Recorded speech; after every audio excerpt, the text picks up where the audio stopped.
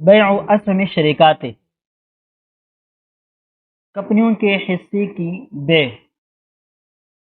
یہ کل آپ کو تفصیل سے بتلا دیا تھا کہ پہلے شرکت بہت مختصر ہوا کرتی تھی، ایک دو آدمیوں کے درمیان ہوا کرتی تھی، پھر بعد میں جب تجارتیں عام ہونے لگ گئی تو بڑی بڑی چیزیں صنعتیں وجود پذیر ہونے لگی، تو پھر ایک آدمی دو آدمی کی بس کی بات نہیں رہی، اس لیے بہت سارے لوگوں نے مل کر شرکت کرنے کا آغاز کیا، اور پھر اس طرح کمپنی وجود میں آ گئی۔ کمپنی کہتے ہیں دوست کو، شرکت کو۔ آپ کہتے ہیں نا فنا اینڈ کمپنی، اس کا مطلب کیا ہوتا ہے کہ آپ اور آپ کے دوست ساتھی دوسرے شریک حضرات، صحیح ہے؟ تو پھر جو ہے نا یہ کمپنیاں وجود میں آئی، اور اسی طرح شرکت وسیع ہو گئی۔ اب کبھی ایسا بھی ہوتا تھا یا ہوتا ہے کہ ایک کمپنی بنانا ہوتا ہے، اس کے اوپر بہت بڑا خرچہ آتا ہے، اور وہ خرچہ جو موجود دوست ساتھی ہوتے ہیں ان کے بس کی بات نہیں ہوتی۔ مثال کے طور پر ایک ساتھی نے ایک کمپنی بنانے کا ارادہ کر لیا، اور اس کا حساب کتاب لگایا کہ اس کمپنی کے اوپر اتنا خرچہ ہوگا، پھر اپنے دوستوں کو، ساتھیوں کو بتایا کہ میں نے اس طرح ذہن بنایا ہے اور کمپنی بناتے ہیں۔ ان ساتھیوں نے بھی کہا ہم شرکت کریں گے، لیکن جب ان کا سرمایہ جمع کر دیا گیا تو وہ بھی کم تھا، وہ بھی کیا تھا؟ کم تھا۔ تو اب پھر کیا کرتے ہیں؟ حصوں میں تقسیم کر دیتے ہیں کہ ہمیں 10 ملین روپوں کی ضرورت ہے کمپنی بنانے کے لیے، تو اس 10 ملین روپے کو وہ مختلف حصوں پر تقسیم کر دیتے ہیں۔ مثال کے طور پر 1 ملین حصوں پر تقسیم کیا، اور ایک ایک حصہ 10 روپے کا ہو گیا، ایک ایک روپے حصہ 10 روپے کا ہو گیا، جس کا مطلب یہ کہ جس آدمی نے 10 روپے ادا کیے اور یہ ہم سے کمپنی کا جو وثیقہ ہے یا سرٹیفکیٹ ہے وہ حاصل کر لیا، تو وہ 10 روپے کے بقدر کمپنی میں شریک ہو گیا۔ سمجھ گئے؟ اس 10 روپے کا جو حصہ ہے اس کو اردو میں حصہ ہی بولتے ہیں، عربی میں اس کو سہم کہتے ہیں، اور انگلش میں اس کو شیئر کہتے ہیں، جس کی جمع شیئرز ہے، اردو میں اس کی جمع حصص ہے، ٹھیک ہے، اور عربی میں اسہم اس کی جمع آتی ہے۔ یہاں اسی کو ذکر کرتے ہیں ومن قبیل بیع المشاع، مشترک چیزوں کی بیع کے قبیل سے بیع اسہم الشریکات المساہمہ، شرکتی مساہمہ پر مشتمل کمپنیوں کے حصوں کی بیع بھی ہے۔ Joint stock companies, joint stock companies یعنی وہ کمپنیاں جس میں ہر آدمی اپنے حصے کے بقدر شریک ہوتا ہے، ٹھیک ہے؟ کسی نے 10 روپے دیے تو وہ 10 روپے کے حساب سے شریک ہے، جس نے 20 دیے تو وہ 20 روپے کے حساب سے شریک ہے، جس نے 100 دیے تو وہ 100 روپے کے حساب سے شریک ہے۔ اس طرح جو کمپنی وجود میں آتی ہے یہ کمپنی کہلاتی ہے، اور ان کمپنی کی جو شرکت ہوتی ہے یہ شرکت مساہمہ کہلاتی ہے۔ کیا کہلاتی ہے؟ شرکت مساہمہ، یعنی حصوں والی شرکت، حصوں والی شرکت۔ والطریق المتبع، اب اس میں ایسی کمپنی بنانے کا جو طریقہ ہے معروف، یعنی اس کمپنی بنانے میں جس طریقے کو اختیار کیا جاتا ہے یا جس کا اتباع کیا جاتا ہے فی انشاء الشرکات المساہمہ، شرکت مساہمت والی کمپنیوں کے بنانے میں جو متبع طریقہ ہے وہ یہ ہے ان المنشئین للشرکت، کمپنی بنانے والے بعد الحصول على رخصة من جهات الاسمیت المعنیہ، نہیں، من جهات الرسمیت المعنیہ،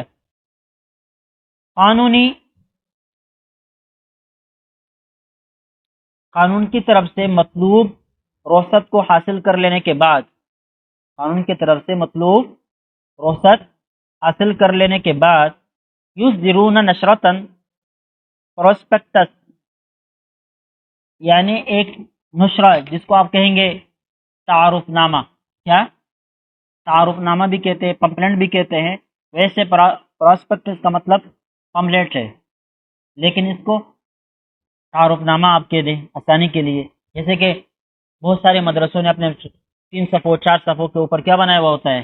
چھوٹی سی گائیڈ بک بنائی ہوئی ہوتی ہے، کہ جس کے اندر یہ سارا لکھا ہوا ہوتا ہے کہ ہمارے مدرسے میں یہ ہے وہ ہے، ٹھیک ہے، اس کو پراسپیکٹس کہتے ہیں، اور اس کو عربی میں نشرہ کہتے ہیں۔ کیا کہتے ہیں؟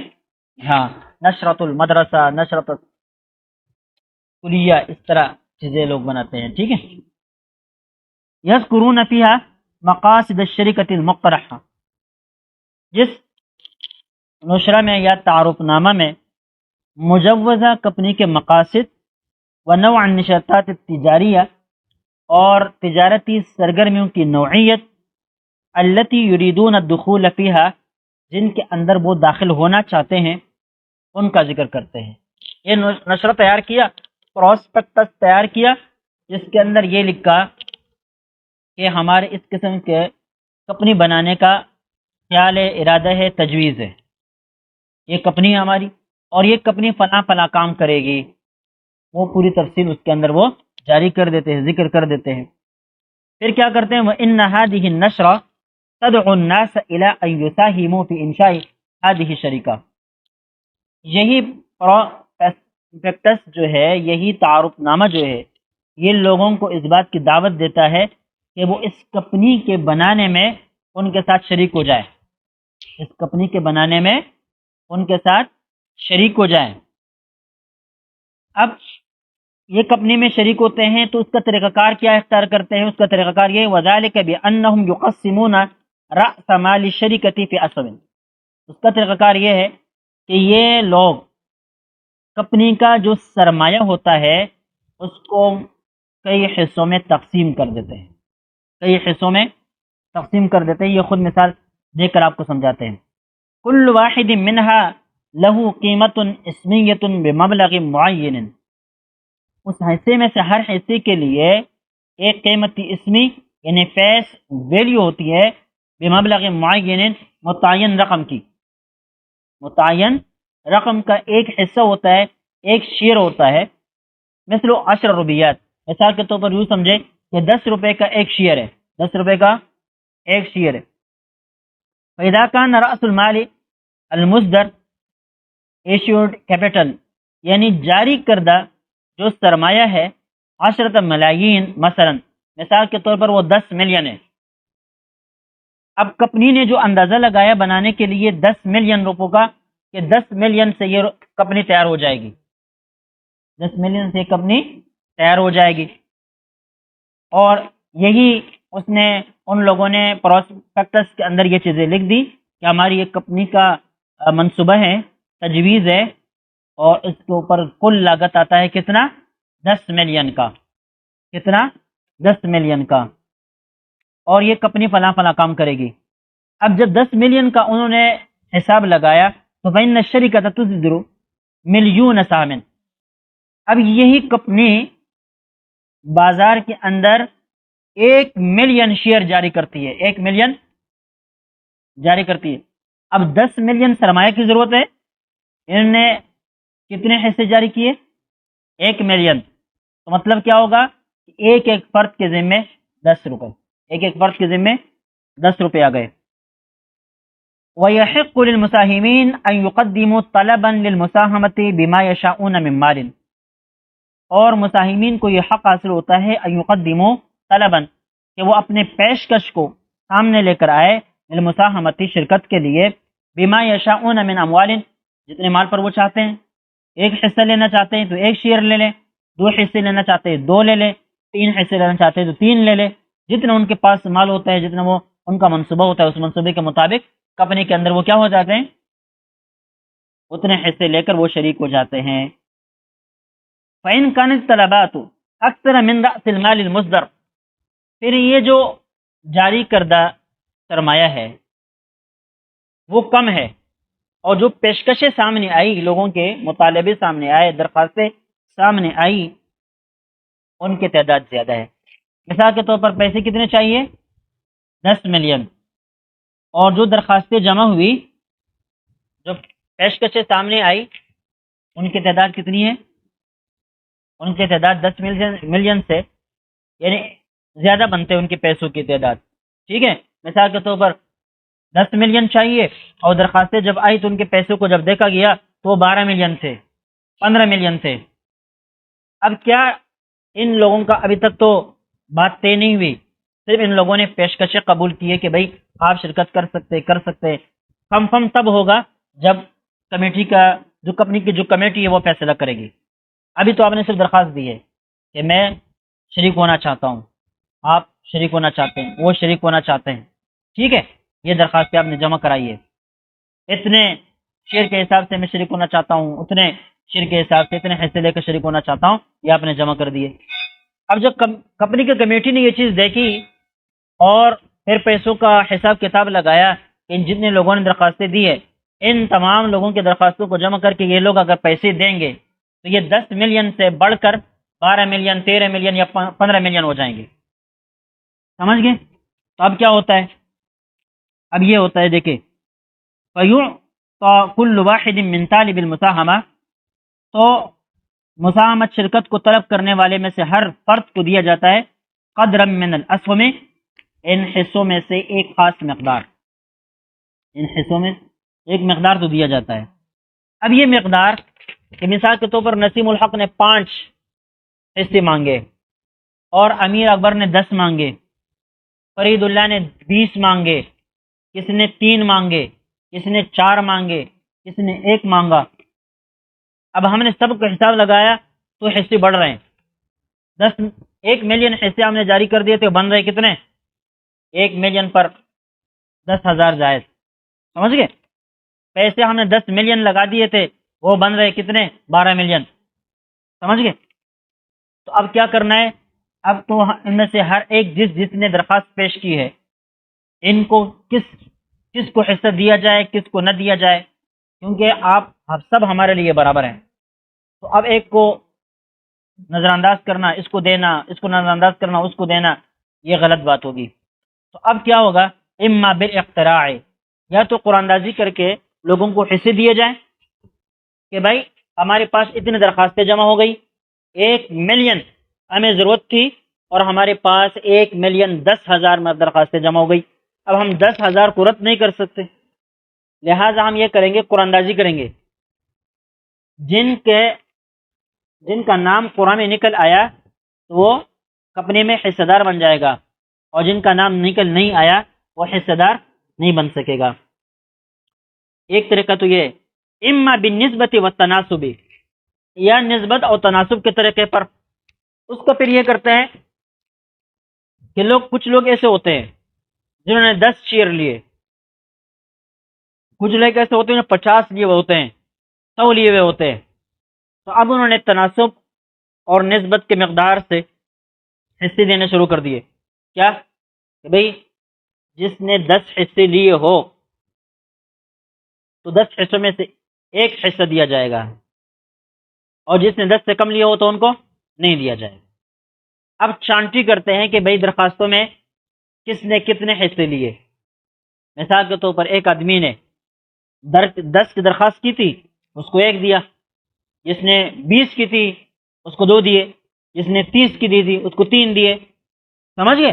اس طرح اگر تناسب اس طرح مقرر کیا جائے کہ جس نے 5 حصے مانگے، 5 میں سے 1 دیا جائے گا، یا 10 میں سے 1 دیا جائے گا، یا 20 میں سے 1 دیا جائے گا، کچھ بھی ہے، اس تناسب کو قائم کریں.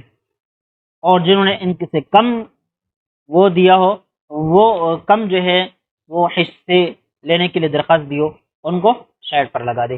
بھائی آپ کی درخواست قابل قبول نہیں ہے، اس لیے کہ ہمارا اصول یہ ہے کہ جو 10 حصے مانگتا ہے 10 حصوں میں سے 1 دیا جائے گا، اور آپ کا درخواست چونکہ کم ہے اس لیے قبول نہیں ہے. تو یہ ہے نسبت اور تناسب والی صورت. فَيَكُونُ لِبَعْضِهِمْ أَلْفُ سَامٍ، اب بعض لوگ ایسے بھی ہوتے ہیں جنہوں نے 1000 حصے لیے ہوئے ہوتے ہیں. وَلِبَعْضِهِمْ أَلْفَ سَامٍ، اور بعض لوگوں نے 2,000 حصے لیے ہوتے ہیں. کاروبار ہے، ایسے لے کر 10 روپے آپ نے دے کر ایک حصہ لیا، 1,000 پر آپ کے کتنے پیسے خرچ ہوں گے؟ 10,000. سمجھ گئے؟ اور 2,000 حصوں پر کتنا خرچ ہوں گے؟ 20,000. 20,000 روپے سے آپ نے اتنے حصے لے لیے. اب بات سمجھ میں نہیں آئی؟ وہکذا وغیرہ وغیرہ. اچھا، وَإِنَّ هَذِهِ الْعَمَلِيَّةَ بِالنِّسْبَةِ لِطَالِبِ الْمُسَاهَمَةِ، کہتے ہیں اس عمل کو شرکت کے طلبگاروں کی نسبت سے تو سما الاقتتاب، اس کو کیا کہتے ہیں؟ اقتتاب کہتے ہیں، سب کرپشن، سب کرپشن کہتے ہیں۔ مطلب اس کا یہ ہوتا ہے کہ کمپنی کی طرف سے ظاہر کیا گیا جو سرمایہ ہوتا ہے، اس سرمایہ میں حصے کے متعین مقدار کے مطابق کسی کا حصہ اپنے لیے حاصل کر لینا۔ ومن قبل طلبه للاقتتاب،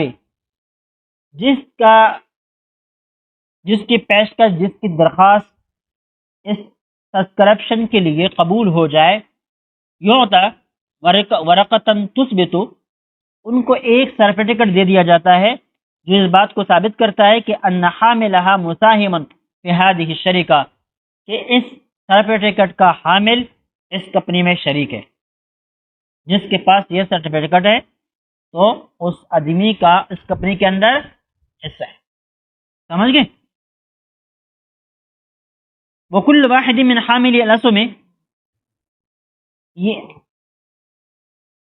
یہ حصہ کے حاملین میں سے ہر ایک شخص یعتبر عضوا فی الجمعیت العمومیہ للشرکۃ، ایک رکن تصور کیا جاتا ہے، عضو تصور کیا جاتا ہے فی الجمعیت العمومیہ، مجلس عمومی میں، مجلس عمومی میں، جنرل کمیٹی، جنرل اسمبلی، للشرکۃ التي لها السلطۃ العلیٰ، جن کو بالادستی حاصل ہوتی ہے فی اتخاذ قرارات اساسیت، بنیادی فیصلوں اور بنیادی قرارداد کے بارے میں، لادارت الشرکہ، اس شرکہ کمپنی کے ادارے کے جو بنیادی فیصلے ہوتے ہیں، ان بنیادی فیصلوں میں اس کا کردار ہوتا ہے اور اس کا عمل دخل ہوتا ہے۔ التی لہا، اچھا، وتعین نشاطاتها، اور اس طرح اس کمپنی کے جو منصوبہ بندیاں، پالیسیاں ہیں، ان پالیسیوں کے طے کرنے میں بھی اس آدمی کا حصہ اور کردار ہوتا ہے۔ وتعین مجلس الادارہ، اور اس طرح مجلس ادارہ کو متعین کرنے کا بھی اس آدمی کو حق اور اس کا رائے ہوتی ہے کہ جس کے مطابق پھر مجلس ادارے کو قائم کر لیتے ہیں۔ مثال کے طور پر منتظم کمیٹی بنانے کا بھی اس آدمی کو حق اور رائے حاصل ہوتی ہے کہ کسی کے بارے میں ووٹ دے تو اس کا وہ آدمی کیا ہوگا، کثرت رائے کی بنا پر کمیٹی کا ممبر اور یا سربراہ یا کچھ سیکرٹری وغیرہ بن جائے گا۔ وما الی ذالک، اور اس طرح جو دیگر مالکانہ تصرفات اور حقوق ہوتے ہیں، یہ اس آدمی کو حاصل ہوتے ہیں، اس آدمی کو حاصل ہوتے ہیں۔ ثم ان الشرکۃ ان کانت رابحۃ، پھر یہ شرکہ جو ہے، یہ کمپنی جو ہے، اگر یہ مرابحہ والی کمپنی ہو، بات سمجھ میں آئی نہیں آئی، یعنی کمانے والی، فإنها بعد وضع حصة من الارباح فی احتیاطی، اب اگر یہ کمپنی نفع حاصل کر لیں، یعنی نفع پر چلی جائے، کمپنی بن جانے کے بعد کی بات ہے، ابھی تک تو نقود تھے، لوگوں نے نقد جمع کی، فرض کر لو کمپنی بن گئی، فرض کر لو کمپنی بن گئی اور اس نے کاروبار بھی کیا اور اس کو نفع بھی حاصل ہو گیا، یہ رابحہ ہے، کیا ہے؟ رابحہ ہے۔ تو اب یہ جو نفع آیا، اس نفع کے لیے کیا کرتے؟ فإنها بعد وضع حصة من الارباح، وہ منافع میں سے ایک حصہ رکھ دیتے ہیں پہ احتیاطی، احتیاطی میں، احتیاطی کس کو کہتے ہیں؟ یہ اس کو یوں سمجھو آسانی کے اعتبار سے، محفوظ سرمایہ، محفوظ سرمایہ، ٹھیک ہے، یا ریزرو فنڈ اس کو کہتے ہیں، ریزرو فنڈ اس کو کہتے ہیں۔ مطلب کمپنی نے یہ طے کیا ہے کہ بھائی ہم ہر منافع، ہر حساب کتاب کے وقت تھوڑا سا منافع الگ کر کے رکھیں گے، اور باقی جو منافع ہوگا وہ مساہمین، شرکاء کے اوپر تقسیم کر دیا جائے گا ان کے حصوں کی بقدر۔ تو یہ ہے احتیاطی، ٹھیک ہے۔ اب یہ لکھنے کے سرمے میں ہوتا ہے رجسٹر کے معنی میں کہ یہ لکھ دیا کہ اتنا سرمایہ آیا اور اس سرمایہ میں سے ہم نے اتنا احتیاطی کے اندر، یعنی ریزرو فنڈ کے اندر یا محفوظ سرمایہ کے اندر جمع کر دیا ہے، اور جو باقی ہے توزع الارباح علی حملۃ الاسهم بالنسبۃ والتناسب، اور باقی جو منافع ہے وہ یہ شیئر ہولڈر حضرات کے درمیان تقسیم کر دیا جاتا ہے بالنسبت و تناسب، نسبت اور تناسب کی بنا پر، نسبت اور تناسب کی بنا پر، یعنی جس کا جتنا حصہ بنتا ہے اتنا دے دیا جاتا ہے پیسوں کے اعتبار سے، جس نے زیادہ پیسے دیے تھے تو اس کو زیادہ، جس نے کم پیسے دیے تھے تو کم۔ وَإِنَّ كُلَّ حَامِلٍ لِسَامٍ، حصہ کا حامل ہر شخص لہو حق فی ان یبیع سہمہ الی آخر، ہر حامل سام، ہر حصے کے مالک، حصہ دار کو اس بات کا حق حاصل ہوتا ہے کہ وہ اپنا حصہ کسی اور پر بیچے، اپنا حصہ کسی اور پر بیچے۔ لیحل المشتری محلہ فی ملکیت السامع، تاکہ مشتری اس حصے کی ملکیت میں اس کی جگہ پر اتر جائے۔ میرا حصہ تھا، میں نے اپنا حصہ عبداللہ پر بیچ دیا، تو اب جو جو حقوق مجھے حاصل تھے مالکانہ، وہ سارے مالکانہ حقوق کس کے حاصل ہو گئے؟ عبداللہ کو حاصل ہو گئے۔ کس وجہ سے؟ حصہ خریدنے کی وجہ سے۔ وما يتعلق بها من حقوق، اور اس طرح مالکانہ حقوق سے متعلق جتنی بھی چیزیں ہیں وہ سارے کے سارے عبداللہ اس کا مالک بن جائے گا، اس میری جگہ پر یہ اتر جائے گا۔ وَإِنَّ السُّوقَ الَّتِي تُبَاعُ فِيهَا الْأَسْهُمُ وَتُشْتَرَى، وہ بازار کے جس کے اندر یہ شیئر خرید و فروخت کیے جاتے ہیں، تو سمّى البورصہ، اس کو کیا کہتے ہیں؟ بورصہ کہتے ہیں، یعنی اسٹاک ایکسچینج کہتے ہیں، ٹھیک ہے۔ وقد اختلفت آراء المعاصرین فی تکییف هذه الاسهم، اب ہمعاصر علماء کرام کی آرائیں ان حصوں کی شرعی تکییف اور حیثیت میں مختلف ہو گئی ہے۔ اس کی شرعی حیثیت کیا ہے؟ اس کی شرعی حیثیت کیا ہے؟ فذهب بعضهم الى ان هذه الاسهم لا تمثل حصة مشاعة من موجودات الشركة، بعض لوگوں کی رائے اس بات اس طرف گئی ہے کہ یہ حصے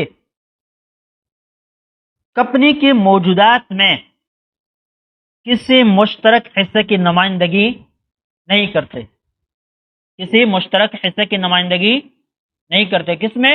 موجودات شرکہ، کمپنی کے جو موجودہ چیزیں ہیں ان میں سے کسی مشترک حصے کے یہ نمائندہ نہیں، سمجھ گئے؟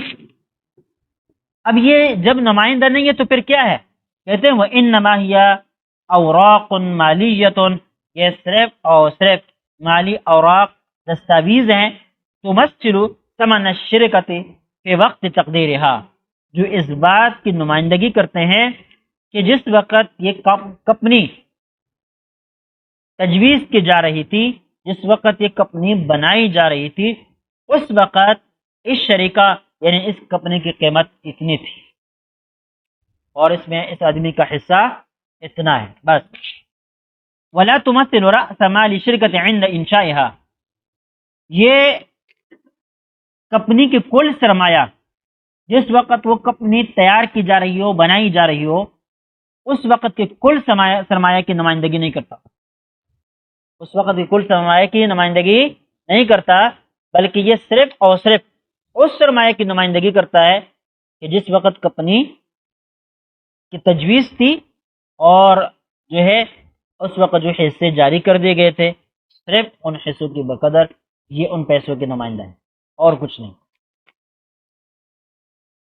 فهو بمثابت سند لقیمت موجودات الشرکہ، بس یہ بمنزلہ ہے اس قیمت کی اس سند کے جو قیمت موجودات الشرکہ، جو شریکہ کے موجودات کی جو قیمت ہے یہ اس کی سند کے بمنزلہ ہے، قائم مقام ہے، بمنزلہ اور قائم مقام ہے، بس۔ والذی حملهم علی هذا التکییف، وہ چیز جس نے ان علماء کرام کو اس فقہی حیثیت بیان کرنے پر آمادہ کیا، وہ کیا ہے؟ وہ یہ بات ہے ان حملۃ الاسهم لیس لهم حق مباشر فی التصرف فی موجودات الشرکہ۔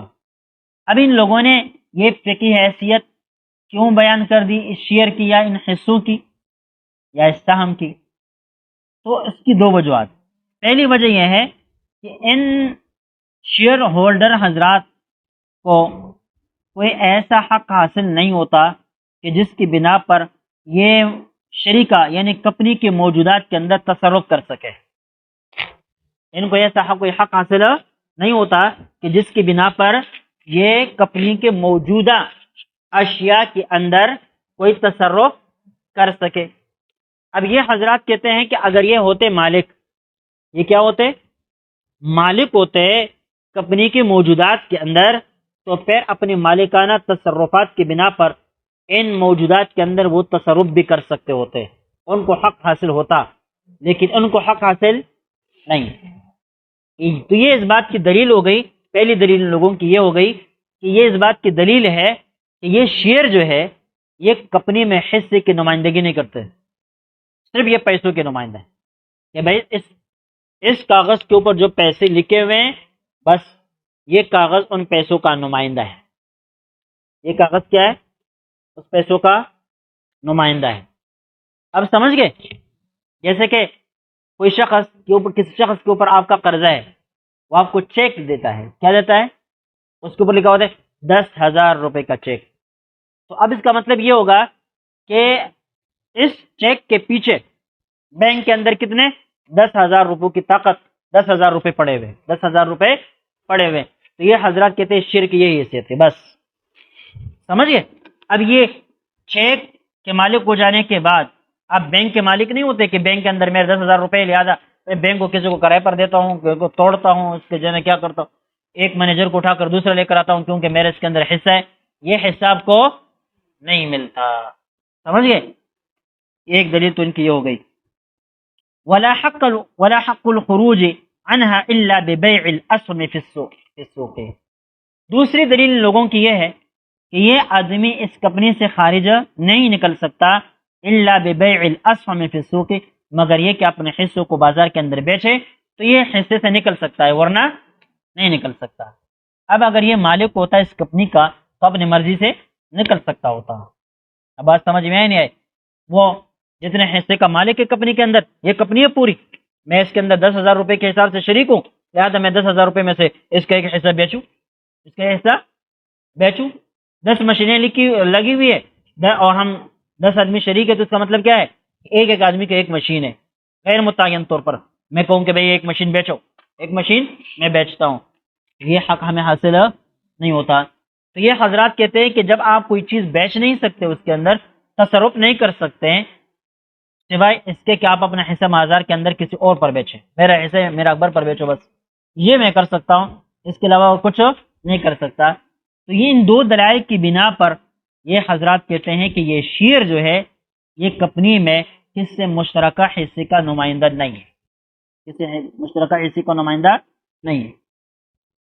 وبما انها، اور اس بنا پر کہ علی هذا القول، اس قول کی بنا پر تمثل نقودا، یہ شیئر یہ حصہ صرف نقدی کا نمائندہ ہے، ولیست حصۃ مشاعۃ فی موجودات الشرکہ، کمپنی کے موجودہ چیزوں اور اشیاء کے اندر کسی مشترکہ حصے کا نمائندہ نہیں ہے.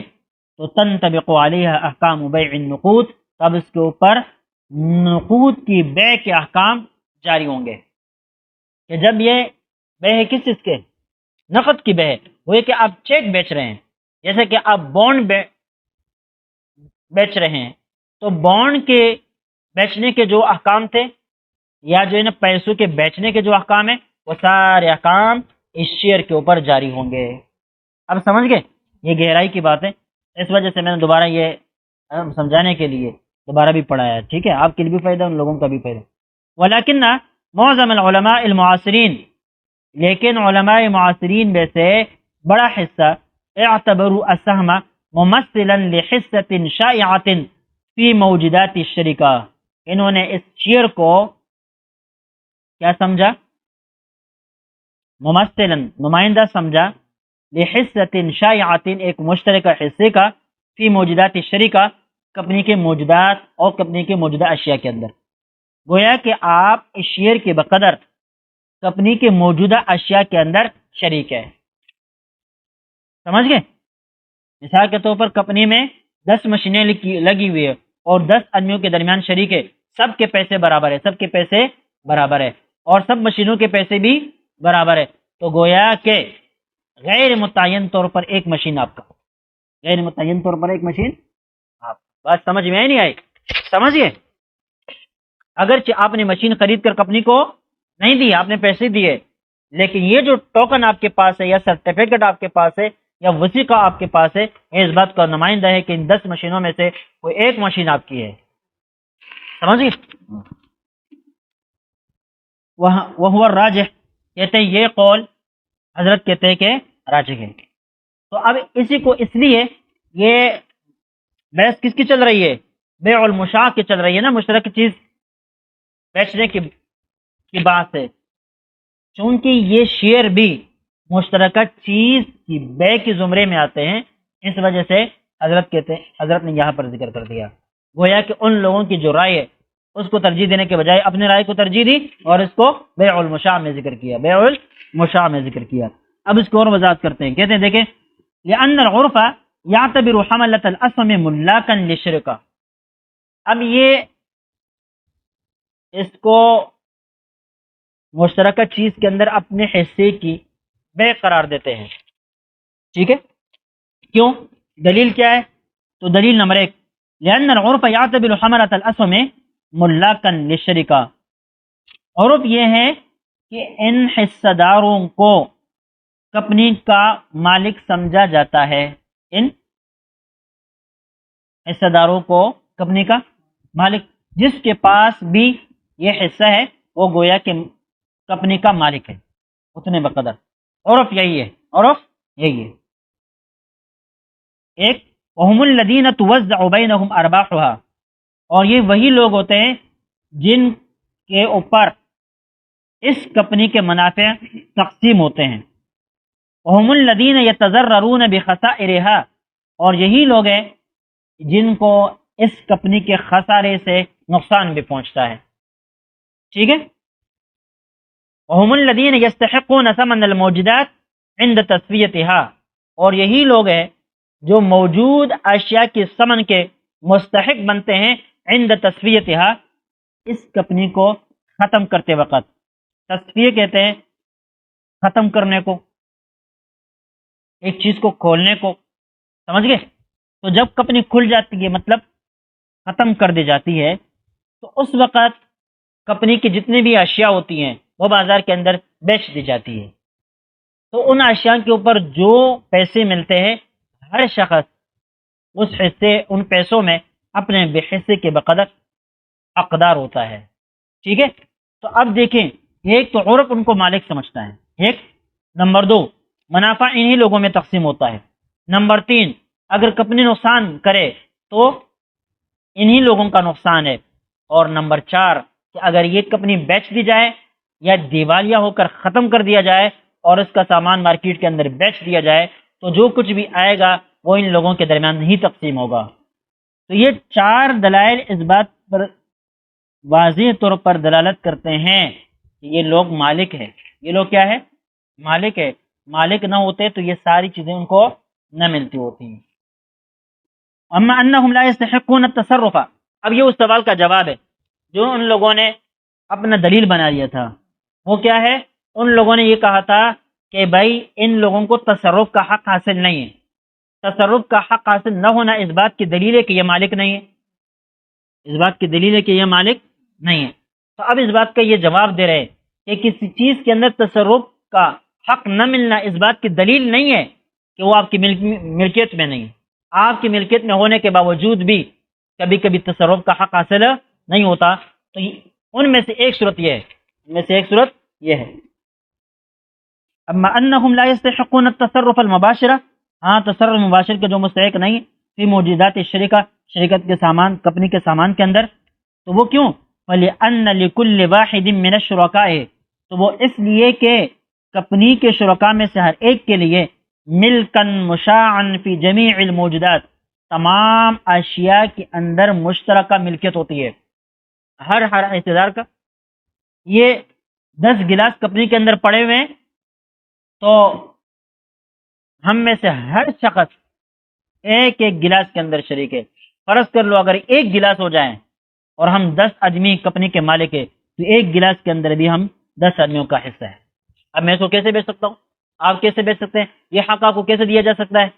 نہیں دیا جا سکتا. تو یہ انتظامی معاملہ ہے، یہ اس بات پر دلیل نہیں ہے کہ آپ کا اس میں حق نہیں ہے. حق تو ہے لیکن آپ بیچ نہیں سکتے بھائی. ٹھیک ہے، انتظامی معاملہ کیا ہے؟ انتظامی معاملہ.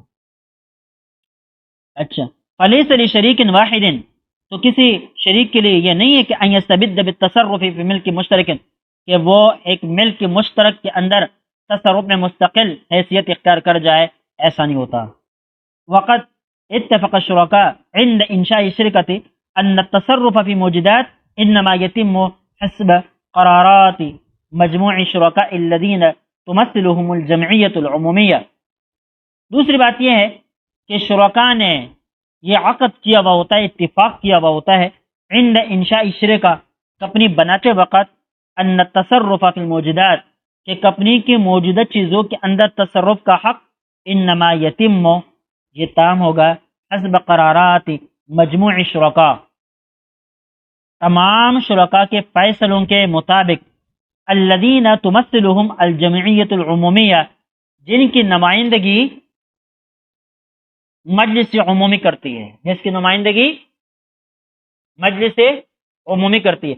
بھائی ہر پارٹی کے اندر ایک مجلس شورا، ایک مجلس عمومی، ٹھیک ہے، اور ایک منتظم کمیٹی ہوتی ہے. تو یہ تمام افراد جو کمپنی کے اندر شریک ہے، یہ تمام کے تمام افراد گویا کہ مجلس عمومی کے اراکین ہیں، مجلس عمومی کے اراکین ہیں. دیکھیں پارٹی ہے نا، سیاسی پارٹی بھی ہے، مثال کے طور پر سمجھو تو ایک رکن کارڈ ہوتا ہے اور ایک مجلس شورا کا کارڈ ہوتا ہے. اب جس کے پاس رکن کارڈ ہے نا، وہ اس علاقے کے مجلس عمومی کا رکن ہے، کوئی اس کا راستہ نہیں روک سکتا.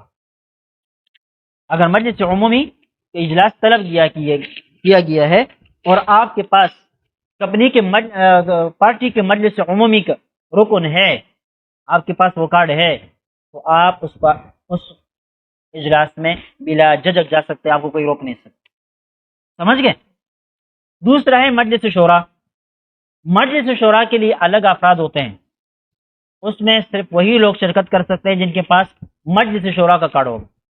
اس میں مجلس عمومی کے افراد شرکت نہیں کر سکتے الا یہ کہ مجلس شورا والے اس کو اجازت دیں. اب سمجھ گئے؟ تو یہی حالت جو ہے نا کمپنیوں میں بھی ہوتی ہے. ایک مجلس عمومی ہوتی ہے جس میں کمپنی کے جتنے بھی شرکاء ہوتے ہیں وہ اس میں شریک ہوتے ہیں. ایسے لوگوں کے سالانہ ایک بار میٹنگ ہوتی ہے، پوری کمپنی کے مالکوں کو جمع کر دیا جاتا ہے، جس کو مجلس عمومی کہتی ہے. اس مجلس عمومی کے پھر نمائندگی و مجلس ادارہ المخول بذلك من قبل جمعیت العمومیہ، پھر یہ مجلس عمومی اپنی طرف سے ایک مجلس شورا یا منتظم کمیٹی بناتی ہے، المخول، جس کے اوپر اعتماد کیا جاتا ہے. اب سمجھ گئے؟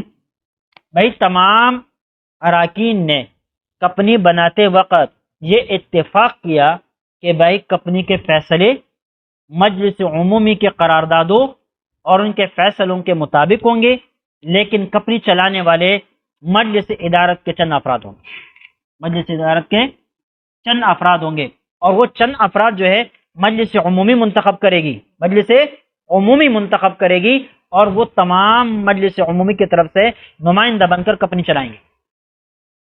تو اب ان میں سے ہر ایک افراد کو الگ الگ تصرف کا حق نہیں ہوتا. تو وہ اس وجہ سے نہیں کہ وہ مالک نہیں، تو وہ اس لیے کہ وہ ایک انتظامی معاملہ ہے اور اس انتظام کو چلا رہا ہے. اب سمجھ گئے؟ لہٰذا ان لوگوں کی پہلی دلیل غلط ہو گئی. پہلی دلیل کیا ہو گئی یا اس کا جواب ہو گیا؟ ومن هذه الجهة، اس جہت سے فإن بيع سهم بيع حصة مشاعة في موجودات الشركة، کہ ایک حصے کا بیچنا یہ ایک کمپنی کے موجودہ اشیاء میں سے ایک مشترک حصے کا بیچنا ہے. وينطبق عليه احکام بیع المشاع، لہذا اب اس کے اوپر مشترک چیز کی بیع کے احکام جاری ہوں گے. وبذلك صدر قرار مجمع الفقہ الاسلامی، اسی کے اوپر مجمع فقہ الاسلامی کی قرارداد آئی ہے. ونصه، جس کی نص یہ ہے، ان المحل المتقاعد علیہ فی بیع سهم، کہ شیئر کی بیع میں جو محل گفتگو ہے وہ یہ هو الحصہ الشائعہ من اصول شریکہ، یہ اصول شریکہ یعنی کمپنی کے جو چیزیں ہیں انہی کے ایک حصے کا بیچنا ہے۔ وہ شہادت السہم، اور حصے کی جو سرٹیفکیٹ ہے، عبارت عن وثیقۃ للحق فی تلک الحصہ، یہ عبارت ہے اس بات سے کہ یہ آدمی اس حصے کے بقدر کمپنی کے اندر کیا ہے، شریک ہے۔ وقد ذهب بعض المعاصرین، بعض معاصرین گئے ہیں الی عدم جواز بیع اسهم الشرکات۔ اب بعض حضرات کہتے ہیں کہ کمپنیوں کے شیئر فروخت کرنا جائز نہیں ہے، فروخت کرنا جائز نہیں ہے، لأن مشتری السهم لا يعرف۔ اچھا یہ بات ختم ہو گئی، انہوں نے اپنی بات تو واضح کر کے بتلا دی کہ شیئر یہ کمپنی کے اندر ایک مشترکہ حصے کا نمائندہ ہے، ایک مشترکہ حصے کا نمائندہ ہے، یہ ثابت ہو گیا، دلیل سے ثابت کر دیا۔ لیکن اب نئی بات آتی ہے کہ ٹھیک ہے یہ مشترکہ حصے کا نمائندہ بن گیا، تسلیم کر لیا، مان لیا، لیکن آیا اب اس کو آگے بیچنا جائز بھی ہے کہ نہیں؟ اب آگے اس کو بیچنا جائز بھی کہ نہیں؟ اب اس بارے میں مختلف اقوال ہے، دیکھیں دو اقوال ہے۔ وقد ذهب بعض المعاصرین الى عدم جواز بیع اسهم الشرکات، ایک کو بعض معاصرین اس بات کی طرف گئے ہیں کہ کمپنی کے شیئر بیچنا جائز نہیں ہے، کیوں؟ لأن مشتری السهم لا يعرف قدر الموجودات التي يمثلها سهم واحد، اس لیے کہ جس کے پاس ایک حصہ ہے اس کو کمپنی کے موجودات کے بارے میں کچھ پتہ نہیں ہوتا۔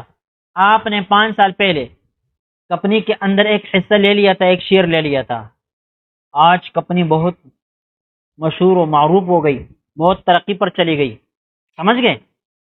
آپ کو کیا پتا کہ آج کمپنی کے اندر کتنی مشینیں لگی ہوئی ہے، کمپنی کے پاس کتنی زمینیں ہیں، کمپنی کے پاس کتنے مزدور کام کر رہے ہیں، اس کی ملکیت کیا ہے، آپ کو پتا نہیں ہے، تو آپ کیا چیز بیچ رہے ہیں لوگوں پر؟ کیونکہ آپ کا مبیعہ کیا ہے، مجہول ہے۔ جب مبیعہ آپ کا مجہول ہے تو مجہول مبیعہ کو بیچنا جائز نہیں ہوتا۔ اس لیے یہ حضرات کہتے ہیں اگر ہم یہ فرض بھی کر لینا کہ یہ حصہ مشاق کو نمائندہ ہے، پھر بھی اس کا بیچنا جائز نہیں ہے، کیوں؟ اس لیے کہ یہ جس مبیعہ کا نمائندہ ہے وہ مبیعہ مجہول ہے، یہ جس مبیعہ کا نمائندہ ہے وہ مبیعہ کیا ہے، مجہول ہے۔ ایک شخص نے آپ کو اپنی جو ہے نا بینک چیک دے دیا، جس کو بدستخطیں کر دی، سب کچھ کر دی، لیکن پیسے ہی نہیں لکھے۔ آپ بینک میں جائیں گے، آپ کو پیسے لکھ کر دے گا، نکال کر دے گا؟ نہیں دے گا، کیوں؟ آپ سے کہے گا بھائی کتنے پیسے آپ کو چاہیے، آپ کہیں گے 10,000 ہوگے، یہاں لکھا ہو تو نہیں، یہاں لکھا ہو تو نہیں ہے، آپ سمجھ گئے؟ بل ربما لا يعرف جنسا، بلکہ حضرت کہتے ہیں کبھی کبھی تو اس کی جنس کا بھی پتہ نہیں ہوتا کہ کمپنی کے اندر کتنی کتنی چیزیں ہیں اور کہ کون کون سے جنس کے ہیں۔ وهذه جہالۃ فاحشۃ تفسد البيع، کہتے ہیں یہ جہالت فاسدہ ہے، یہ بیع کو فاسد کر دیتی ہے۔ والذین اجازوا بیع الاسهم اجابوا عن ذلك، جو لوگ ان شیئر کے فروخت کرنے کو جائز سمجھتے ہیں انہوں نے اس سوال کا جواب یہ دیا بأن موجودات الشرکات معلنۃ منشورۃ فی موازناتها، کہ کمپنی کی جو موجودہ چیزیں ہوتی ہے وہ اعلان شدہ ہوتی ہے، منشورۃ کھلی ہوئی ہوتی ہے، فی موازناتها ان کی گوشوارے آمد و رفت میں۔ بھائی کمپنی ہے، کمپنی کا ایک گوشوارہ تیار کیا جاتا ہے کہ کمپنی نے اتنا خریدا، اتنا بیچا، کمپنی کے پاس اتنا مال ہے اور اتنا سرمایہ ہے، اتنی مشینیں ہیں، ایک رجسٹر کے اندر گوشوارہ بنا کر وہ لکھا ہوا ہوتا ہے۔ اب سمجھ گئے؟ لہذا جو شخص اپنا حصہ بیچنا چاہتا ہے تو وہ گوشوارے سے پتہ لگا سکتا ہے کہ اس کمپنی کے پاس اس وقت یہ چیزیں، یہ چیزیں۔ اور بیانات مرکزیہ المالی، اور اس طرح مالی مرکز کے جو بیانات ہیں اس سے بھی اندازہ لگایا جا سکتا ہے کہ اس وقت کمپنی کے پاس کتنی چیزیں ہیں۔ فعلمها الاجمالی متاح لكل من يريد ان يشتري اسهمها، کہ اجمالی علم ہر اس شخص کو فراہم اور میسر ہے جو ان میں سے کوئی حصہ لینا چاہتا ہے، مطلب کوئی شخص کمپنی کا کوئی حصہ لینا چاہتا ہے، کوئی شیئر لینا چاہتا ہے تو اس کے پاس کمپنی کا اجمالی علم آ سکتا ہے، وہ حاصل کر سکتا ہے۔ بھائی میں آپ کے اوپر اپنا شیئر بیچتا ہوں، کون سے کمپنی کے؟ فلاں کمپنی کے۔ آپ مجھ سے پوچھ سکتے ہیں بھائی اس وقت کمپنی کے پاس کیا کیا مال ہے، کیا کام چل رہا ہے، کیا سرمایہ ہے، کیا کیا ملکیتیں ہیں، تو میں آپ کو اس کے جو پروسپیکٹس ہے یا جو گوشوارے آمد و رفت ہے، میں آپ کو دفتر لے جا کر سیکرٹری سے ملا کر، مینیجر سے، منشی سے ملا کر آپ کو کہہ سکتا ہوں کہ یہ ہمارا مینیجر بیٹھا ہوا ہے، ان سے بات کرو، یہ آپ کو پورا گوشوارہ دکھائے گا۔ گوشوارہ جب دکھائے گا تو اس کے اندر لکھا ہوا ہوگا اس وقت کمپنی کی ملکیت میں یہ چیزیں ہیں، اتنی زمینیں ہیں، اتنی مشینیں ہیں، اتنے پیسے نقد ہے، اور اتنے مزدور کام کر رہے، سارے آپ کو بتا دیں۔ کیا کریں گے؟ تو آپ کا حصہ متعین ہو گیا۔ جب متعین ہو گیا تو اب کیا ہے، مبیع کے اندر جہل باقی نہیں رہا۔ اچھا اللہ، اما علمها التفصیلی، اجمالی علم تو حاصل ہو جاتا ہے، ہر تفصیلی علم فلا یشترط لصحة البیع، تفصیلی علم اگر آپ کو حاصل نہ بھی ہونا تو یہ بیع کی صحت کے لیے مانع نہیں ہے۔ کیوں؟ كبيع كل ما في هذا البيت الذي سبق جوازه، جیسے کل گزرا نہ پرسوں کہ کوئی شخص کہے کہ کمرے کے اندر جو کچھ ہے میں آپ پر بیچتا ہوں، تو بے صحیح ہے، بے صحیح ہے، حالانکہ اجمالی علم تو ہے کہ یہاں پر کچھ نہ کچھ ہے، لیکن تفصیلی علم نہیں ہے۔ تفصیلی علم نہ ہونے کے باوجود بھی بے صحیح ہے، یہاں پر بھی تفصیلی علم نہیں ہے، اجمالی علم ہے، لہذا بے صحیح ہوگی۔ سمجھ گئے؟ وهذا هو الاوجہ، حضرت کہتے ہیں یہی زیادہ وجہ ہے۔ وبجواز بیع الاسهم افتى كثير من علماء الهند، ان شیئر کے فروخت کرنے کے جواز کے بارے میں علماء ہند کی بڑی تعداد نے فتویٰ دیا، مثل امام شیخ اشرف علی تھانوی رحمہ اللہ، امداد الفتاوی جلد نمبر 3 میں۔ ولكن هذا الجواز يخضع لجميع شروط البيع، کہتے ہیں جائز تو ہے، ان شیئر کی خرید و فروخت جائز تو ہے، لیکن اس کے اندر بے کی جتنے بھی شروط ہے وہ ان تمام شروط کے ماتحت جائز ہے۔ وہ شروط پائی جائیں گی تو جائز، اگر وہ شروط نہیں پائی جائیں گی تو جائز نہیں ہے بھائی۔ فلو كانت الشركة لم تبدأ نشاطا، اب اس کی صورتیں بتاتے ہیں بھائی، 4 شرائط کے ساتھ شیئر بیچنا جائز اور خریدنا بھی جائز۔ نمبر 1، کمپنی کا جو کاروبار ہے وہ کاروبار حلال کا ہو، کمپنی کوئی حرام کاروبار نہیں کرتی، پہلی شرط۔ دوسری شرط یہ ہے کہ کمپنی کے منجمد اثاثے موجود ہو، منجمد اثاثے تیار نہ ہو سارے کے سارے، یعنی سارا کے سارا پیسہ نہ ہو ابھی تک، بلکہ کچھ نہ کچھ چیزیں خریدی گئی ہو، خام مال کی صورت میں، زمین کی صورت میں، مشینریوں کی صورت میں، یہ چیزیں موجود ہو۔ 2 شرطیں ہو گئی۔ نمبر 3، اگر یہ کمپنی ایک تو سودی کاروبار نہیں کرنا چاہیے، لیکن اگر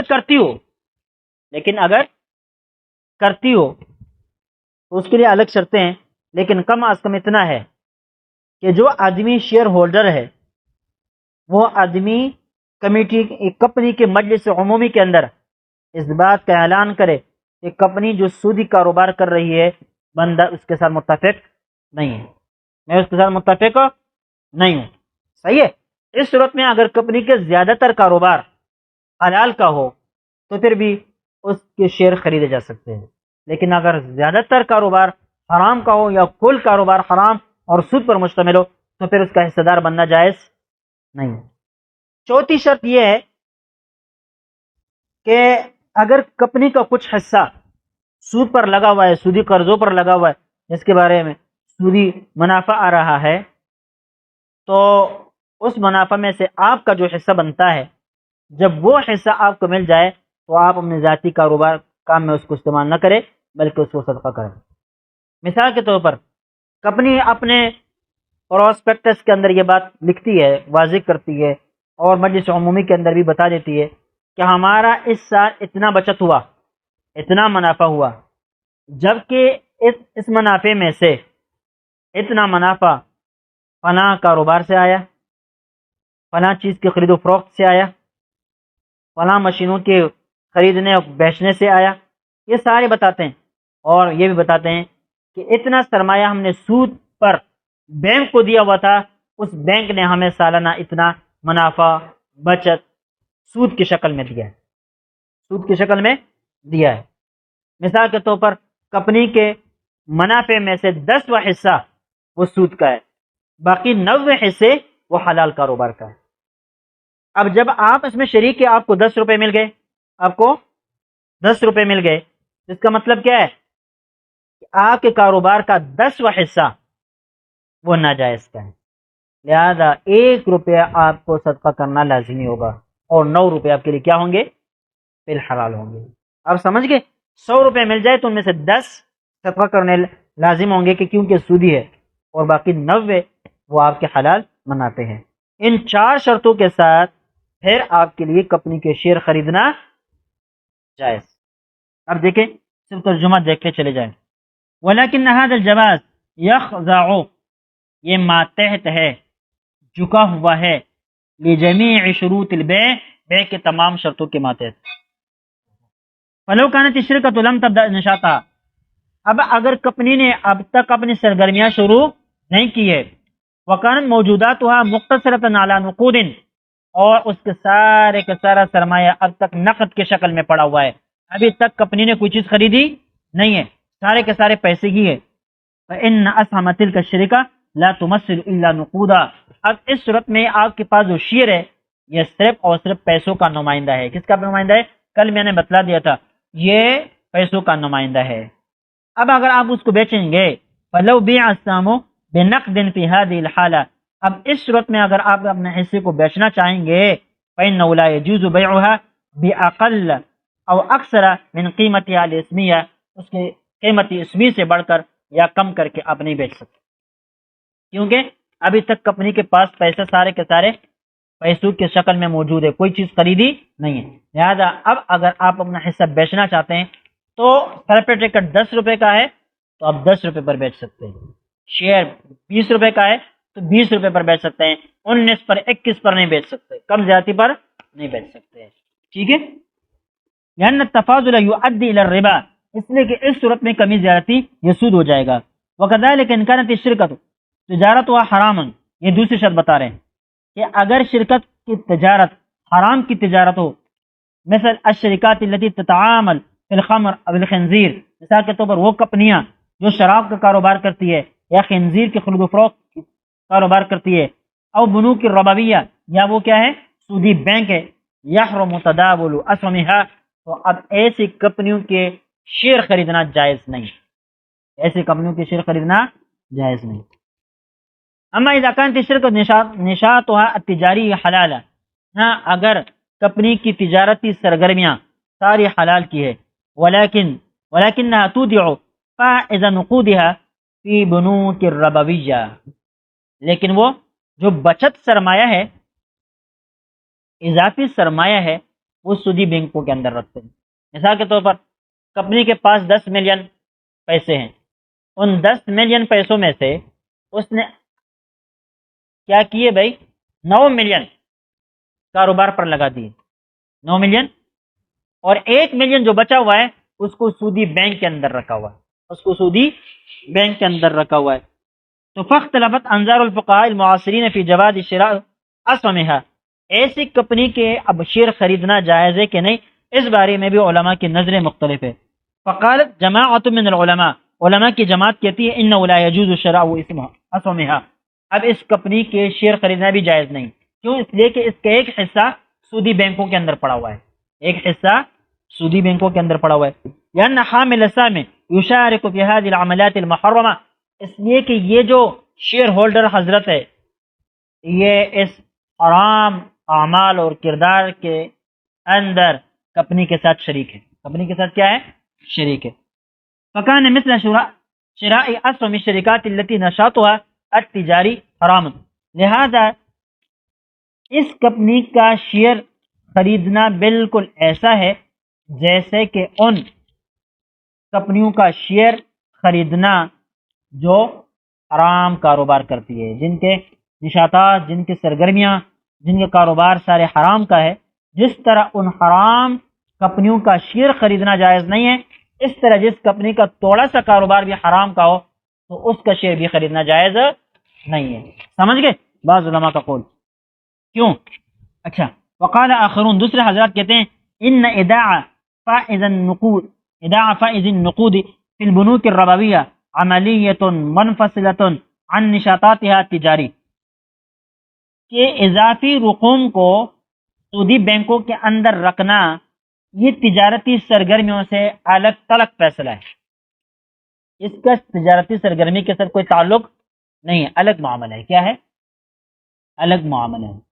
بھائی اس بات کو گہرائی سے سمجھو کہ بھائی اس نے 1 ملین روپے جو بینکوں میں رکھے ہیں، سودی بینکوں میں، جس کا سود آ رہا ہے، وہ الگ معاملہ ہے، اور باقی جو 9 ملین پیسے کاروبار پر لگ رہے وہ الگ ہے۔ وہ کیا ہے؟ الگ ہے۔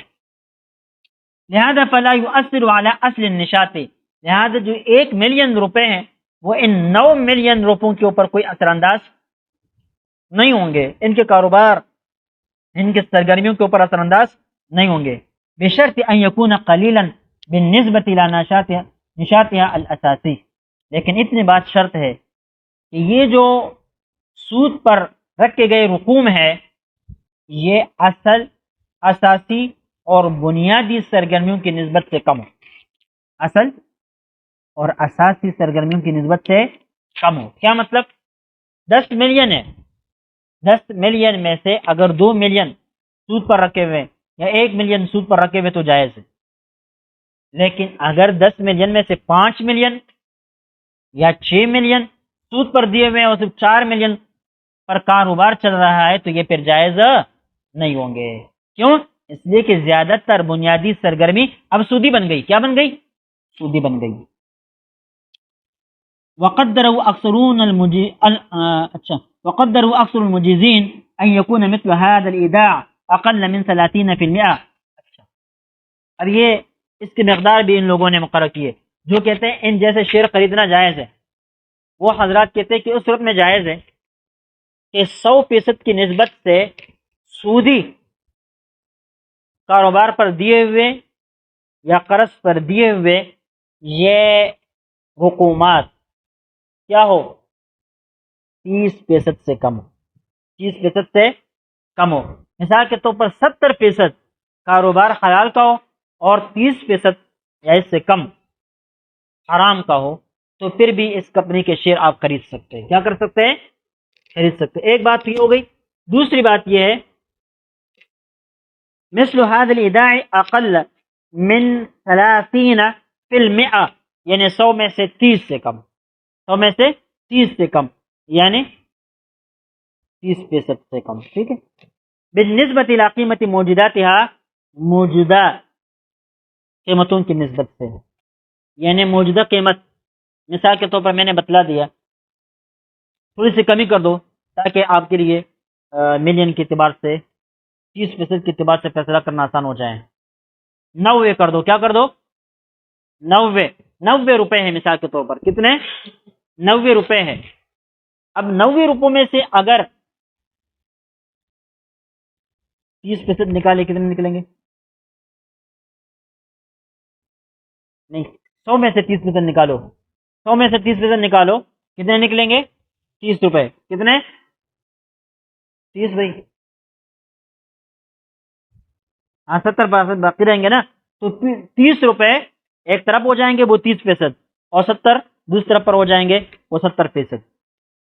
اب اگر یہ 30% یا اس سے کم سود پر لگے ہوئے ہو اور 70% یا 70 روپے وہ حلال کاروبار میں لگے ہوئے ہو تو پھر یہ حضرات کہتے ہیں کہ اس کی خریدنا جائز ہوگا۔ ایک نمبر 2، والعائد الناتج منها اقل من 500% من 5% من مجموع ایراداتها۔ دوسری شرط یہ عائد کرتے ہیں کہ یہ سودی حرام کاروبار اس کی آمدنی کل آمدنی کے بقدر 5% ہو۔ کتنے فیصد ہو؟ 5% ہو، اس سے زیادہ نہ ہو۔ آپ سمجھ گئے؟ نہیں سمجھے؟ بھائی دیکھیں، 30% سے کم سرمایہ آپ نے سودی کاروبار پر لگا دیا، لیکن جو منافع آ رہا ہے اس منافع، تمام کمپنی کے منافع کو جمع کر کے تو یہ سودی منافع 5% بنتا ہے۔ کتنا بنتا ہے؟ 5% بنتا ہے، اور 95% حلال کا ہے۔ بھائی سمجھ گئے بنیاد کو؟ تو اب اس صورت میں کیا ہوگا؟ یہ آپ کے لیے جائز ہوگا۔ لیکن وقالوا ان حامل سام يجب عليه أن يرفع صوته في الجمعية العمومية ضد الإقراض أو الاقتراض الربوي، لیکن اس شیئر ہولڈر کے اوپر یہ ذمہ داری ہوگی کہ مجلس عمومی کے اندر اس سود پر قرض دینا اور لینا اس کے خلاف وہ اپنی آواز اٹھائیں کہ بھئی کمپنی جو سودی قرض دے رہی ہے یا لے رہی ہے، میں اس میں شریک نہیں ہوں، میں کمپنی کے اس فیصلے کے ساتھ اتفاق نہیں کرتا، یہ اس کے اوپر لازم ہوگا۔ ولیکن اذا رفض صوته بالاغلبیہ، لیکن جب، کیونکہ فیصلے کثرتی رائے کی بنا پر ہوتے ہیں اور یہ تو ایک آدمی ہے، اس نے آواز لگائی، کسی نے قبول ہی نہیں کی، وہی سودی کاروبار چل رہا ہے، ٹھیک ہے۔ جب اس کی آواز اغلبیت کی بنا پر رفع کر دی گئی، ختم کر دی گئی، ودخل هذا الكسب المحرم في ارباح الشرکہ، اور یہ حرام کاروبار کے منافع شرکت کے منافع کے اندر شریک ہو گئے، فإنه يجب عليه أن يتخلص من هذا الكسب المحرم، تو اس پر لازم ہوگا کہ اس حرام آمدنی سے اپنے آپ کو بچائے، کیسے؟ بالتصدق بما يساوي حصته من الإيراد الذي دخل في الشركة، کہ صدقہ کر لے اس کے مساوی جو حصے میں جو کچھ آیا ہے اس کے بقدر، من اراد الذي دخل فی الشرکہ، جو شرکت میں آیا ہے، کمپنی کی شرکت میں آیا ہے، تبعا من خلال هذا الايداع، اس ایداع اور بینک میں پیسے رکھنے کی وجہ سے، سمجھ گئے؟ دیکھیں ہم نے پہلے سے طے کیا تھا کہ کل آمدنی کا 5% کس کا ہے؟ حرام کا ہے، سود کا ہے۔ اب اس کو پیسے مل گئے 100 روپے، کتنے ملے؟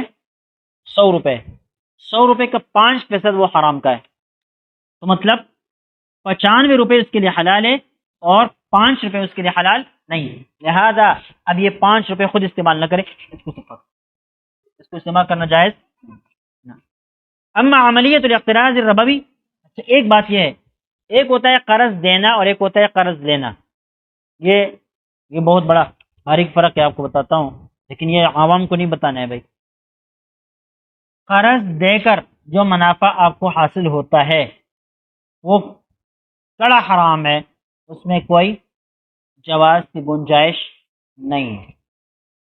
قرض لے کر کاروبار شروع کرنا، سودی قرض لے کر کاروبار شروع کرنا اور پھر وقت بوقت سود ادا کرنا، کاروبار سے پیسے آ رہے ہیں، آپ سود بھی ادا کر رہے ہیں اور ساتھ ساتھ جو قرضہ ہے وہ بھی ادا کرتے چلے جا رہے ہیں، تو اس کاروبار کی جو آمدنی ہوگی وہ آپ کے لیے حلال ہے۔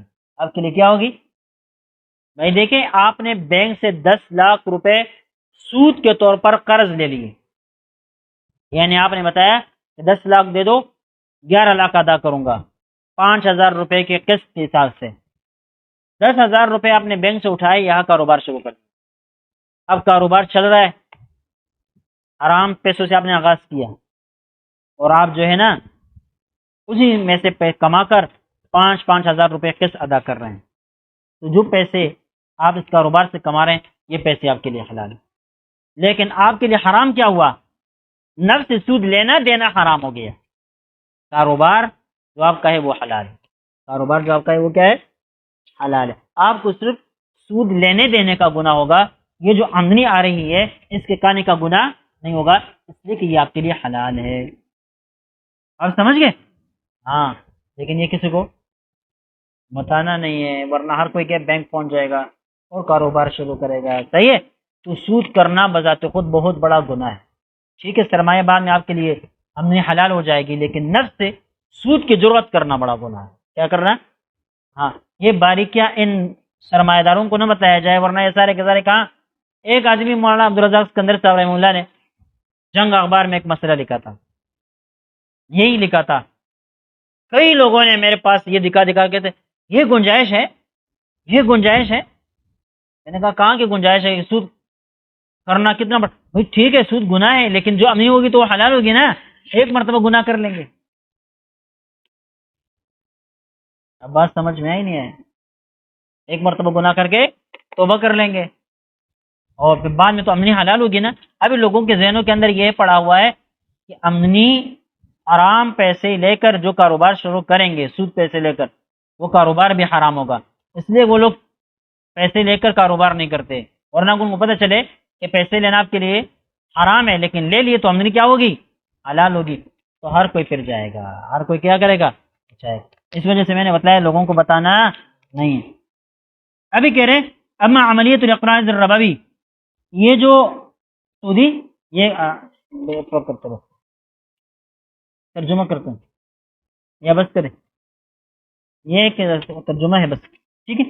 یہ سودی کا قرض لینا جو ہے حرام بلا شک حرام ہے، ویاسم بها فاعلها، اس کا لینے والا گناہگار ہوگا. ولكن المبالغ المقترضہ، لیکن جو قرض لیے ہوئے پیسے ہیں، تدخل فی ملکی و زمانے، اور اس کی ملکیت میں بھی آ جائیں گے، اس کے زمانے میں بھی آ جائیں گے. فلا يحرم ما يكسبه بها، لہذا اس کے ذریعے سے جو پیسے کمائے گا وہ حرام نہیں ہوں گے. وعلى حامل السهم، اب شیئر ہولڈر کے اوپر لازم ہوگا اللہ یأذن لمدیر الشرکہ، کہ شرکہ کے جو مدیر اور منتظم ہے اس کو اجازت نہ دے بهذه تعاملات ربویہ، ان ربوی کاروبار کا، برفع صوته فی الجمعیت العمومیہ، مجلس عمومی کے اندر آواز اٹھا کر. فإن امتنعوا فهو المقصود، اب اگر وہ سودی کاروبار سے رک گئے تو ٹھیک ہے. وإن لم يمتنعوا، اگر رکے نہیں، فلا ينسب فعلهم الى حامل السهم، اب جو منتظم کمیٹی جو کچھ کر رہی ہے اس میں اس آدمی کا کردار نہیں ہوگا، اس آدمی کی طرف وہ منسوب نہیں ہوگا، اس لیے کہ اس نے آواز اٹھا کر اپنے کیا ہے بھائی مخالفت کا اظہار کر دیا ہے. لأن تمعیت الشرکہ المساہمہ مختلفۃ عن شرکۃ الاشخاص من حیث ان القرارات فی شرکۃ المساہمہ تتخذ على اساس الاغلبیہ، کیونکہ شرکت مساہمہ کی جو طبیعت ہوتی ہے، جو قانون ہوتا ہے، وہ مختلف ہوتا ہے شخصی کاروبار سے. من حیث ان القرارات، کہ ان کے جو قرارداد ہوتے ہیں فی شرکت المساہمہ، شرکت مساہمت کے اندر، تتخذ علی اساس الاغلبیہ، کثرت رائے کی بنا پر لیے جاتے ہیں. اب ایک آدمی نے یہ کہہ دیا ہے کہ بھئی سودی کاروبار میں شریک نہیں ہوں، لیکن باقی سب شریک ہے، تو اب اس کی بات نہیں مانی جاتی بلکہ اکثر کی بات مانی جاتی ہے. ولی سے بھی اجماع شرکا، تمام لوگوں کی باتیں نہیں مانی جاتی. کما هو الحال فی شرکت الاشخاص، جیسے کہ شرکت اشخاص میں چند لوگوں کی شرکت کی صورت میں ہر فرد کی جو بات مانی جاتی ہے، بڑی کمپنیوں میں ہر فرد کی الگ الگ بات نہیں مانی جاتی. ولا تنسب القرارات الى حامل السهم الذي صرح بانکاره علیها، لہذا وہ قرارداد جن کے الہا میں وہ قرارداد جو سودی ہے وہ اس آدمی کی طرف منسوب نہیں ہوں گے جن کے خلاف اس آدمی نے اپنے مخالفت کا اظہار کیا ہے، آواز اٹھائی ہے. ولہذا یبدو میلان شیخنا، شیخ مشائخنا التیانوی، کہتے ہیں اسی کی طرف ہمارے شیخ مولانا تانوی رحمہ اللہ کا میلان ہے. اب یہ بات ختم. ثم ان کان اقتناء اسهم الشرکات جائزا، پھر جب شرکات کے حصے یعنی کمپنی کے حصے لینا جائز قرار پا گئے، ہو گیا نا، ثابت ہو گیا کہ حصے لینا کیا ہے؟ جائز ہے. انطبق على بيعه وشرائه جميع الشروط الشرعية لجواز البيع وصحته، لہذا اس کے اوپر خرید و فروخت میں بے کے تمام شروط لاگو ہوں گے. لجواز البيع وصحته، بے کے جواز اور اس کے صحت کے لیے بے کے اندر جتنے بھی شرائط ہے وہ تمام شرائط یہاں پر منطبق ہوں گے، لاگو ہوں گے. ولذلك لا يجوز لأحد، اس وجہ سے کسی کے لیے جائز نہیں ہے ان يبيع اسهما لا يملكها. یہ الگ بحث، اس کی سمجھانے کی ضرورت ہوگی. بعض لوگ ایسا کرتے ہیں نا کہ شیئر کے اندر کبھی کبھی وہ نقصان اٹھاتے ہیں، تو اب نقصان کا ازالہ کرنے کے لیے، اپنے ڈیفینس کو برابر کرنے کے لیے وہ کیا کرتے ہیں؟ جعلی طور پر شیئر لیتے رہتے ہیں. اس سے لے لیے کچھ کما لیا، اس سے لے لیا نقصان کر دیا، اس سے لے لیا تو اس کے نقصان کا ازالہ ایسے کر دیا. اس میں کوئی ڈیلیوری نہیں ہوتی، کوئی قبضہ نہیں ہوتا، کوئی جو ہے نا شرکت شیئر ایک سے دوسرے کی طرف منتقل نہیں ہوتا. تو کہتے ہیں یہ جائز نہیں ہے. کہتے ہیں ولذلك لا يجوز لاحد، کسی کے لیے جائز نہیں ہے ان يبيع اسهما لا يملكها، کہ ایسے شیئر بیچیں جس کا وہ ابھی تک مالک نہیں ہے. کما ہوا معمول به في البورصات، جیسے کہ بورصات میں یہی معاملہ ہے کہ شیئر کیا آپ کا مالک نہیں ہے، دوسرے پر بیچ دیا، تیسرے پر بیچ دیا، دوسرے سے خرید لیا. فإن الناس يبيعون اسهما لا يملكونها، کہ ان اسٹاک ایکسچینج کے اندر کیا کرتے ہیں لوگ؟ ایسی چیزیں خریدتے فروخت کرتے ہیں جن کے مالک ہی نہیں ہوتے ہیں. ويسمونها شارٹ سیل، ان کا کیا نام رکھتے ہیں؟ شارٹ سیل نام رکھتے ہیں. وہ ممنوع فی الشریعت قطعا، شریعت میں یہ قطعا ممنوع ہے. وكذلك يجب ان تكون الاسهم مقبوضة لدى البائع، دوسری بات یہ بھی شرط ہے کہ یہ حصے بائع کی قبضے میں ہونے چاہیے قبل ان یبیعها الی آخر، دوسرے کے اوپر فروخت کرنے سے پہلے دوسرے پر فروخت کرنے سے پہلے اگر یہ حصے آپ کی ملکیت میں ہے، قبضے میں ہے، تو آپ اس کو بیچ سکتے ہیں، قبضے میں نہیں ہے تو نہیں بیچ سکتے ہیں۔ وَأَلَّا يَكُونَ بَيْعًا مُضَافًا إِلَى الْمُسْتَقْبَلِ، اور ساتھ ساتھ یہ کہ بیع جو ہے نا مستقبل کی طرف مضاف نہ ہو۔